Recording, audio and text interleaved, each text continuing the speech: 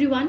So for today's tutorial in learning business of class 11th, I will be initiating or I will be discussing about business risk followed by nature of business risk and causes of business risk. So business risk is one of the essential or the core area of your chapter 1, that is nature and purpose of business. So let us start with the concept at first. तो सबसे पहले relate करते हैं business risk के साथ. So business, you know what is business, right? And risk का मतलब क्या होता है? Risk is all about uncertainty factor जो कि आपको monetary loss experience करवा सकता है. So risk एक ऐसा factor है या ऐसे कंडीशंस या सिचुएशंस होती हैं जो कि अनसर्टेन होती हैं, जो कि कभी भी हो सकती हैं, एंड उसकी वजह से एक बिजनेस को जो लॉस है वो सफ़र करना पड़ सकता है, ये लॉस इनकर करना पड़ सकता है, and that is a factor और outcome of your monetary aspect. So as you know कि जो बिजनेस ऑपरेट करता है उसका प्राइमरी ऑब्जेक्टिव होता है प्रॉफिट को सिक्योर करना. As an economic institution definitely उसका जो प्राइमरी ऑब्जेक्टिव होगा वो पैसों को सिक्योर करना होगा. But at the same time हम इस चीज़ को अवॉइड नहीं कर सकते हैं दैट कि जो बिज़नेस ऑपरेट होता है वो मार्केट कंडीशंस के ऊपर बहुत हेवीली डिपेंडेंट होता है और बहुत सारे फैक्टर्स हैं जो कि उसके सक्सेस या फेलियर को डिनोट करते हैं. एंड ऐसा मार्केट में कोई भी बिजनेस मौजूद नहीं है जो कि 100% रिस्क फ्री हो, because risk is somewhat like a parcel जो कि आपको ऑफर किया जाता है in the market when you are operating your business activities. So कोई भी बिजनेस एज रिस्क फ्री नहीं है.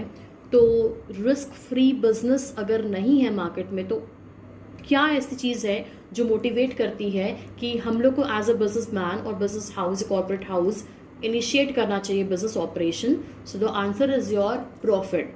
बेसिकली प्रॉफिट जो है वो एक रिवॉर्ड है जो कि उस बिजनेसमैन को रिसीव होता है या मिलता है जो कि रिस्क को सही तरीके से टैकल करता है. अब अंडरस्टैंड करते हैं नेचर ऑफ बिजनेस रिस्क. सबसे पहले है risk due to uncertainties. As मैंने अभी आपको बताया था कि रिस्क का सबसे स्ट्रॉन्ग कनेक्शन है with uncertainties, which means that जो चीज़ हमने पहले से प्लान आउट नहीं करी होती है या रैंडम होती है, बेसिकली सर्टन नहीं होती है, वो आपके लिए कभी भी कोई भी लॉस इनकर कर सकता है इन monetary terms. So example like your natural calamities जैसे कि अर्थक्वेक होना, right,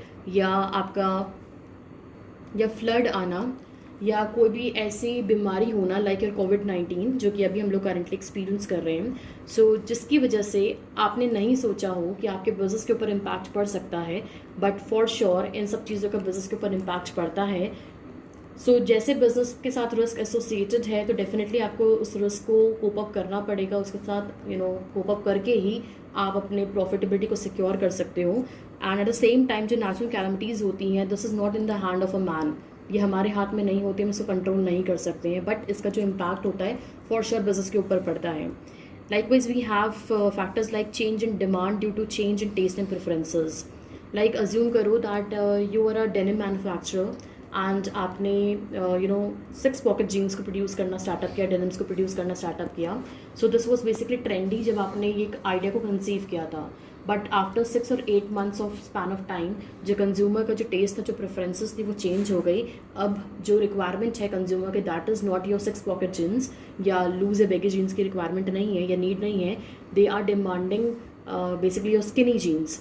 so if you are an operator जो कि स्किनी जीन्स को प्रोड्यूस कर रहा है, डेफिनेटली आप यहाँ पे सक्सेशन एंजॉय करोगे. बट एज अ प्रोड्यूसर अगर आपके कंज्यूमर के टेस्ट एंड प्रेफरेंसेस में चेंजेस आ गए हैं, सो एज आप प्रोड्यूस करते हैं बेगी जीन्स और 6 पॉकेट जीन्स, तो डेफिनेटली आपको मार्केट से काफ़ी ज़्यादा डिसअपॉइंटमेंट को एक्सपीरियंस करना पड़ेगा. Next is risk is integral part of your business. So as I told you कि जो भी बिजनेस है, राइट, चाहे वो स्मॉल स्केल पे हो, मीडियम पे हो, लार्ज पे हो, चाहे वो स्टील मैन्युफैक्चर करता हो, चाहे वो कोई भी गारमेंट को प्रोड्यूस करता हो, चाहे वो कोई भी इलेक्ट्रॉनिक गैजेट को प्रोड्यूस करता हो, whatever the nature of the business is or whatever kind of product you are dealing into, हर एक बिजनेस में रिस्क फैक्टर एसोसिएटेड होता ही होता है. एंड जो बिजनेस है वो तभी प्रॉफिटेबिलिटी को सिक्योर कर सकता है जब वो रिस्क को लेगा. जो रिस्क टेकर्स होते हैं वही बेसिकली रिसीव करते हैं हायर प्रॉफिटेबिलिटी। तो जितना ज़्यादा एक रिस्क की ट्रांजैक्शन होता है या रिस्क की बिजनेस होता है, उतना ही प्रॉफिटेबिलिटी का चांसेस वहाँ से ज़्यादा होते हैं अगर आपने उसको सही तरीके से मैनेज किया हो तो। Again I am saying profitability के चांसेस ज़्यादा हाई होते हैं। It does not mean that कि जो भी बिजनेस सबसे ज़्यादा रिस्क होगा वो आपको बहुत प्रॉफिट कमा के दे सकता है। Next essential feature of business risk is it depends on nature and scale of operation. So जो रिस्क फैक्टर है वो बेसिकली डिपेंड करता है नेचर के ऊपर, मतलब कि किस तरीके का आपका बिजनेस है उसके ऊपर डिपेंड करता है कि आपके बिजनेस का टाइप कैसा है। और next is your scale of operation, किस लेवल पे आप ऑपरेट करते हो वो भी डेफिनेटली मैटर करता है। जैसे कि टाइप और नेचर की बात करें, सो टाइप और nature could be like your कि अगर हम लोग मैन्युफैक्चरिंग करते हैं और दूसरे वाले केस में हम लोग सिर्फ ट्रेडिंग करते हैं। तो ट्रेडिंग का मतलब क्या, हम सिर्फ सामान को बेच रहे हैं, मैन्युफैक्चरिंग का मतलब हम सामान को बना रहे हैं। सो अगर मुझे एक पेन को मैन्युफैक्चर करना हो सो उसमें काफ़ी ज़्यादा मुझे एक्सपेंस को इनकर करना पड़ेगा। द रीज़न इज़ मुझे पूरा प्रोडक्शन यूनिट को सेट करना पड़ेगा एंड जो भी कॉस्ट मैं इनकर करूँगी अपने फैक्टर्स ऑफ प्रोडक्शन के ऊपर डेफिनेटली वो भी ज़्यादा होंगे as compare to simply selling it off. तो जो मैन्युफैक्चरिंग कॉस्ट होगी, मैन्युफैक्चरिंग एक्सपेंसेस होंगे वो काफ़ी ज़्यादा होंगे as compare to your procurement. And simply selling करने का मतलब क्या है, सामान आउटपुट प्रोड्यूस हो चुका है बाय सम अदर प्रोड्यूसर और बाय सम अदर फर्म, हमने वहाँ से सिर्फ उसको सिंपली खरीद लिया है और उसको फर्दर सेल ऑफ कर रहे हैं। सो दोनों के बीच में डिफ्रेंसिएशन है। तो मैन्युफैक्चरिंग में एज आपको रिसोर्सेज की रिक्वायरमेंट ज़्यादा होगी, आपको फैक्टर्स ऑफ प्रोडक्शन की रिक्वायरमेंट ज़्यादा होगी, आपका कॉस्ट भी यहाँ पे ज़्यादा होगा, तो आपको इन्वेस्टमेंट भी ज़्यादा करनी पड़ेगी। एंड जितना ज़्यादा आप इन्वेस्टमेंट करोगे डेफिनेटली आपका रिस्क उतना ज़्यादा होगा। विच मीन्स अगर आपने बिजनेस में इन्वेस्टमेंट करी है 10 लाख रुपीज़ की, तो आपको जो मैक्सिमम रिस्क बेयर करना होगा ये लॉस इनकर आपको हो सकता है, that would be of course your 10 lakh rupees, because this is the maximum amount जो आपने कॉन्ट्रीब्यूट किया है। इस तरीके से अगर हम लोग ट्रेडिंग की बात करें तो ट्रेडिंग में जहाँ पे हम लोग कॉस्ट कम इनकर कर रहे हैं, इन्वेस्टमेंट कम कर रहे हैं, डेफिनेटली रिस्क फैक्टर भी उसमें कम एसोसिएटेड होता है। And when I am talking about scale of operation, it means कि कौन से लेवल पे आप ऑपरेट कर रहे हो, कितना प्रोडक्शन साइज या लॉट है आपका। So we have 3 major lot, that is a small scale, medium and large scale. यहाँ पे मैंने कंपेयर किया है स्मॉल स्केल और लार्ज स्केल को। सो स्मॉल स्केल बिजनेस ऐसा है जहाँ पे इन्वेस्टमेंट कम होती है as compare to your large scale and your medium scale business. So definitely जब इन्वेस्टमेंट कम है तो रिस्क फैक्टर भी कम होगा। एंड एज लार्ज स्केल में इन्वेस्टमेंट ज़्यादा होती है बिकॉज आपको प्रोडक्शन भी ज़्यादा करना होता है, ज़्यादा एक्टिविटीज़ में इंडल्ज होना होता है, ज़्यादा काम करना होता है, ज़्यादा एफोर्ट करना होता है, तो रिस्क फैक्टर भी यहाँ पे बहुत ज़्यादा हाई होता है। Next feature is profit is the reward for bearing risk. So definitely what counts so much कि आप इतना रिस्क को बेयर करते हो, एक्सपीरियंस करते हो, that is all about your profitability. तो जो भी बिजनेसमैन यहाँ पे रिस्क को एक्सपीरियंस करता है, टैकल करता है या मैनेज करता है, कि बेसिकली इनिशिएट करता है या इंड्यूसमेंट करता है कि नहीं मुझे एक बिजनेस एक्टिविटी स्टैब्लिश करनी है या बिजनेस एक्टिविटी कंडक्ट करनी है, तो फॉर श्योर उसका जो स्ट्रॉन्गेस्ट मोटिवेटर होता है, the reason behind your idea of having a business is all about securing profitability. तो जितना ज़्यादा आप रिस्क को एक्सपीरियंस से टैकल करते हो उतना ही chances to secure more of the profitability ज़्यादा हाई हो जाते हैं। Again I would like to say कि ज़रूरी नहीं है, it is not compulsive, it is not mandatory कि जो बिजनेस सबसे ज़्यादा रिस्क को होल्ड करता होगा वही बिजनेस सबसे ज़्यादा प्रॉफिट को सिक्योर करके दे। Now let's cover types of risk. So business risk can be classified as your speculative, pure, insurable and uninsurable risk. So let's start with your speculative risk at first. So speculative risk are the kind of risk which have the possibility of gain as well as the possibility of loss. Such risks are basically the result of the market conditions. अगर market conditions favorable होंगी, आपके favour में होंगी तो आप gain करोगे, आप profit कमाओगे।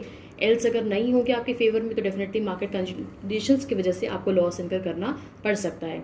Like example, if you are going to use better kind of technique और टेक्नोलॉजी तो डेफिनेटली आप ज़्यादा बेटर क्वालिटी ऑफ गुड्स को प्रोड्यूस करोगे at your cheaper prices. So इसकी वजह से जो डिमांड होगी वो ज़्यादा बढ़ जाएगी और जो डिमांड अगर ज़्यादा बढ़ रही है तो प्रॉफिट भी आप ज़्यादा कमाओगे।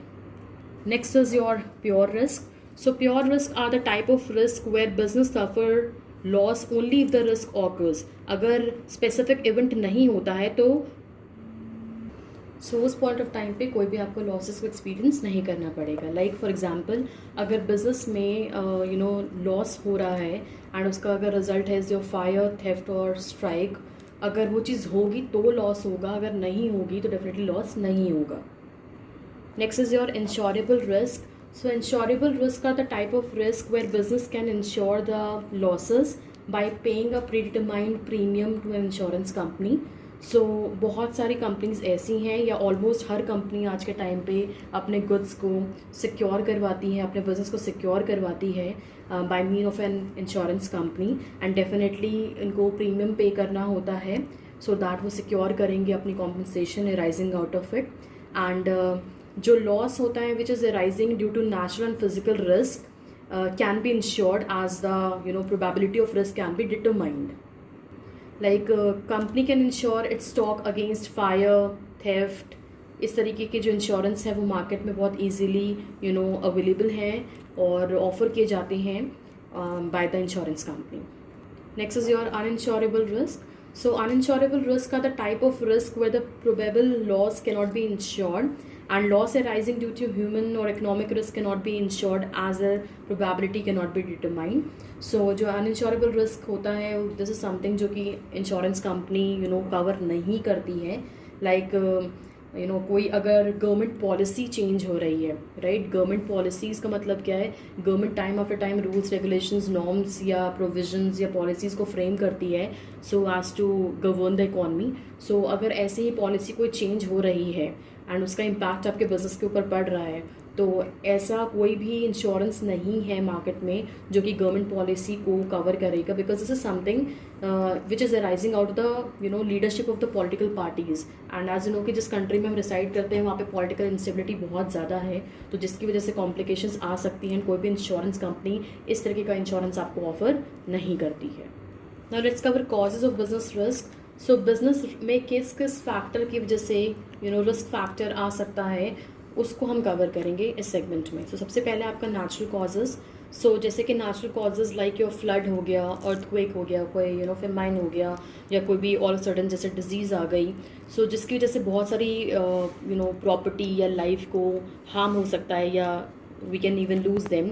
सो दिस इज़ समथिंग जो कि इज़ एन इम्पैक्ट जो कि क्रिएट हो सकता है बिजनेस के ऊपर. And this type of risk somewhat जो कि is beyond the control of human factor, and but it can be minimised. अगर आप प्रॉपर प्रिकॉशंस लेते हो तो उसको मिनिमाइज किया जा सकता है.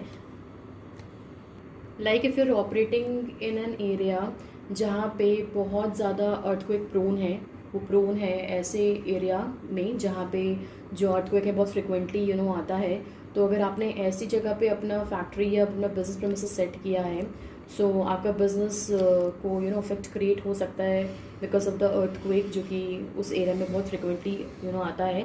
सो आपको इस नेचुरल कॉज को कंट्रोल करने के लिए बहुत सारे प्रिकॉशंस लेने होंगे. So what you can do is कि आप सही तरीके से प्रॉपर अरेंजमेंट करोगे in terms of having proper disaster management availability जो कि क्रिएटेड होती है, so as to avoid this kind of stuff and all. At the same time आप क्या कर सकते हो, you can even avoid the places जहाँ पे आप ऐसी फैक्ट्री या बिजनेस प्रेमिसेस सेट ना करो. Next cause is your human causes. So human causes like strikes, lockout, manager inefficiency, इनकी वजह से भी जो है वो काफ़ी ज़्यादा बिजनेस को सफ़र करना पड़ सकता है रिस्क के साथ. एंड रिस्क अगर बहुत ज़्यादा होता है तो प्रोडक्टिविटी भी इससे अफेक्टेड होती है, लॉस भी होता है उसकी वजह से.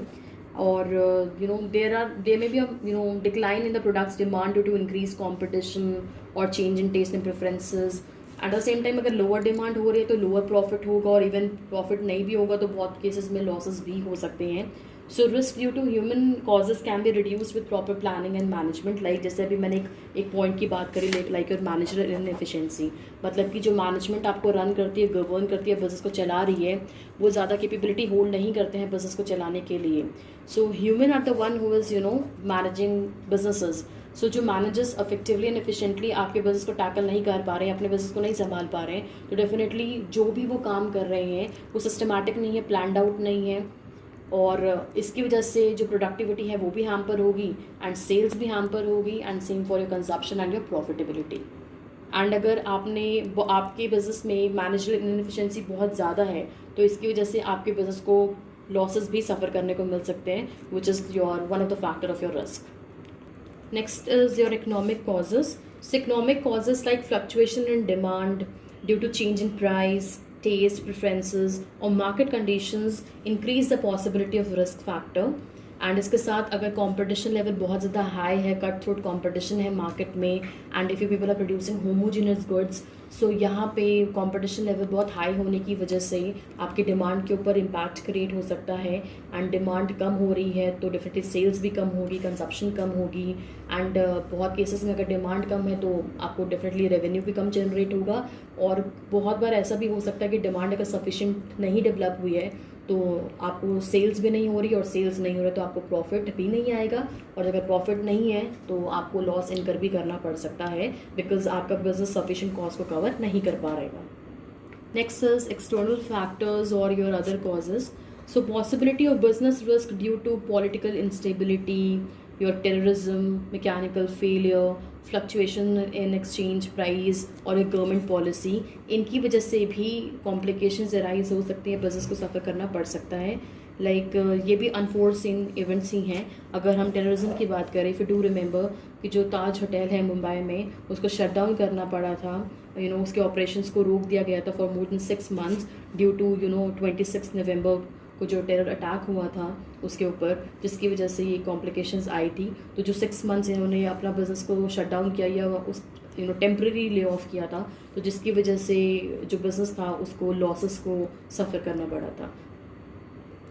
सो here I am done with the causes of your business risk. So just to conclude, जो बिजनेस रिस्क है it is very much essential कि आप इसके साथ कोप अप करो, बिकॉज अगर बिजनेस में रिस्क फैक्टर एसोसिएटेड है, एंड एज यू नो कि कोई भी बिजनेस रिस्क फ्री नहीं है, तो आपको क्या करना होगा, आपको वेज फाइंड आउट करने पड़ेंगे रिस्क को मिनिमाइज़ करने के लिए.